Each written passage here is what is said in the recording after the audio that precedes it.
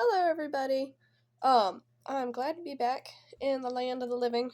And I wanted to share something with y'all that hopefully will make the heart anatomy drawing a little bit easier because I don't know about you, but when I look at this, it kind of makes me want to scream.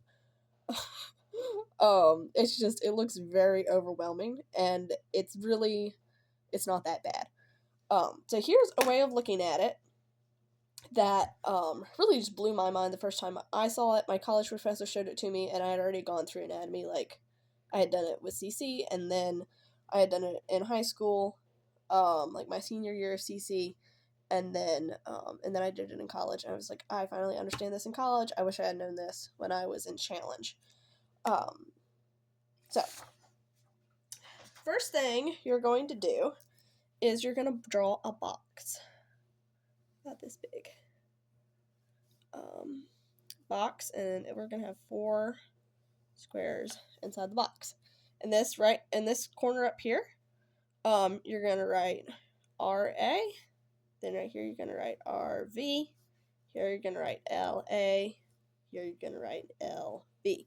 This stands for right atrium, right ventricle, left atrium, and left ventricle. And you might start to ask, hey, why is the right side on the left side and the left side on the right side? That's because we're looking at somebody else's heart. So pretend you're looking at my heart. This is my right side and my left side. First things first, we have this line in the middle right here splitting them up. This is called the septum. I'm gonna write that right here. Septum, it's like the thing that's in your nose that separates your nostrils. That's also called your septum. It just means a divider. So, the word atrium is like if you've ever gone into a big building that has like a foyer area. Sometimes it's called the atrium. Usually it's the first room that you go into, like the entrance. Nothing much happens there except for just gathering. So your atrium is where the blood like first goes. That's like the gathering spot. Now, nobody wants to stay in the atrium. Usually you want to move on to kind of like the main event. So we're going to call the main event the ventricle. But in order to go from one room to another room, usually you have to go through a doorway. So our doorways are called valves. We have different names for each of the doorways. On the right side, it's called the bicuspid valve. Oh, sorry. It's leading you astray. On the right side, it's the tricuspid valve.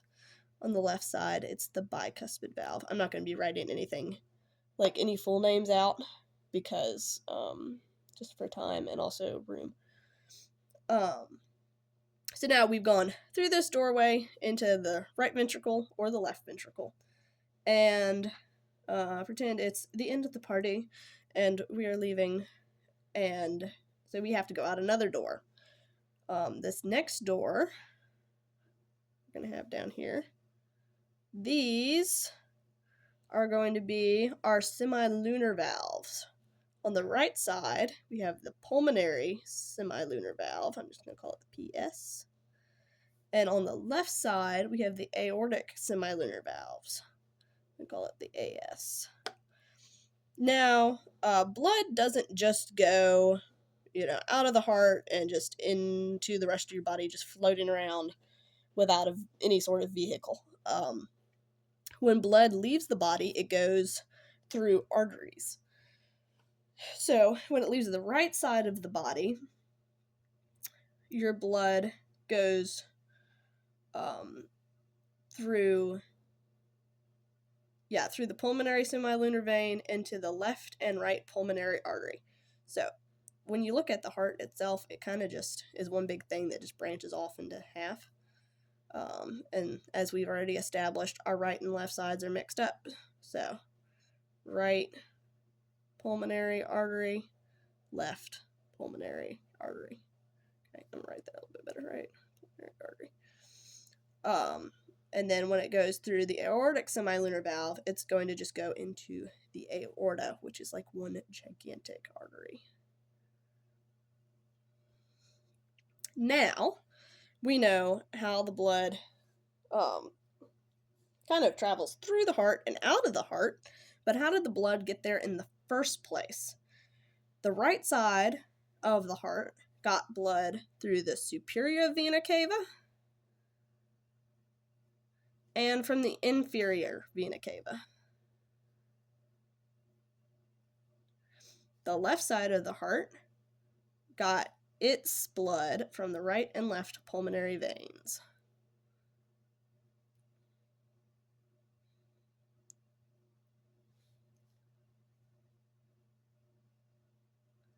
Now, those are all of the terms you need to memorize for the heart. Now, this doesn't look much like a heart. It looks like a square with a bunch of lines coming off of it. But this is more or less how it's set up. We can just redraw it a little bit. We're going to start again with our right atrium. It kind of looks a little bit, kind of like this. And then, of course, we move into our right ventricle, which is kind of like this, kind of like teardrop shapes.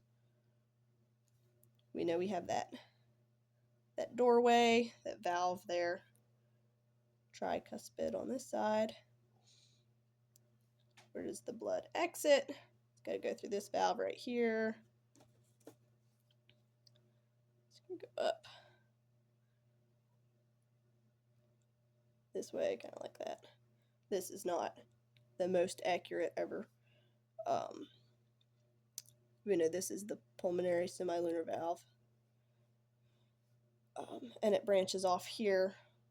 This we're going to call the left pulmonary artery. And then the right pulmonary artery is kind of over here. It's part of what makes this difficult to look at is that we can only look at one side of it, and there's lots of different insertion points, and we're trying to make a 2D image out of a 3D thing, and we already know that. We know about how difficult that is. So we pretty much have the right side done here. Now the left side, we've got the left atria, and then the left ventricle.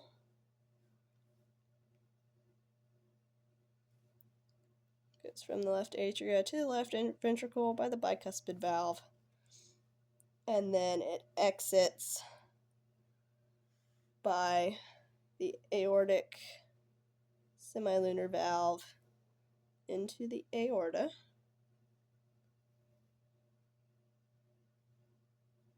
Here's our big old aorta with all of its different arteries coming out of it. And then, once again, how did the blood get in? The right side got blood from the superior vena cava and the inferior vena cava. Superior just because it's bigger and up top. Inferior because it's the lower one. And the left side got its blood through the left pulmonary veins. Left pulmonary veins, which are on the right side of your drawing.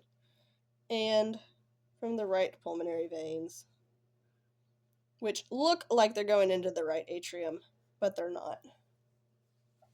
They're wrapping around the back, going into the left atrium.